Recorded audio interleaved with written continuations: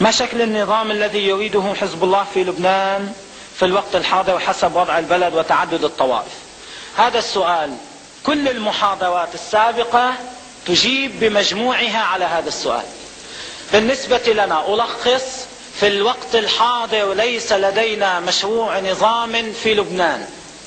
نحن نعتقد بأن علينا أن نزيح الحالة الاستعمارية والإسرائيلية، وحينئذ يمكن أن ينفذ مشروع.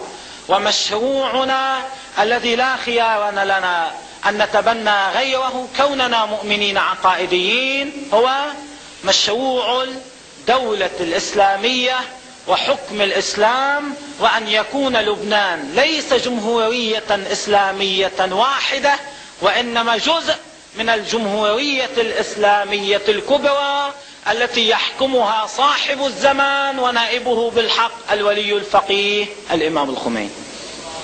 عن علاقة حزب الله بالجمهورية الإسلامية بقيادة الثورة الإسلامية في إيران. هذه العلاقة أيها الإخوة بالنسبة لنا، أنا واحد من هؤلاء الناس الذين يعملون في مسيرة حزب الله وفي أجهزته العاملة.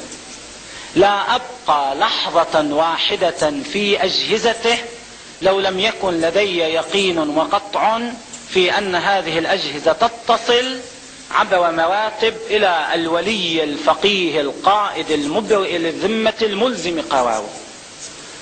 بالنسبة لنا هذا أمر مقطوع ومطمئن به. التصريحات الدبلوماسية والسياسية ليست هي الأساس في هذا المجال. يعني ليس طبيعيا أن يقف آية الله كروب ويقول نعم حزب الله إن جماعتنا بلبنان. سياسيا هذا مستحيل، إعلاميا مستحيل. على مستوى العلاقة العضوية والجوهرية مع قيادة الثورة الإسلامية في إيران وولاية الفقيه، هذه المسألة بالنسبة لنا أمر مقطوع به. وهذه المسيرة إنما ننتمي إليها ونضحي فيها ونعرض أنفسنا للخطر لأننا واثقون ومطمئنون بأن هذا الدم يجري في مجرى ولاية الفقيه. هل الولي الفقيه هو الذي يعين الحكام أو يعطيهم الشرعية في جميع البلاد الإسلامية؟ نعم، لأن ولايته ليست محدودة بحدود جغرافية، ولايته ممتدة بامتداد المسلمين.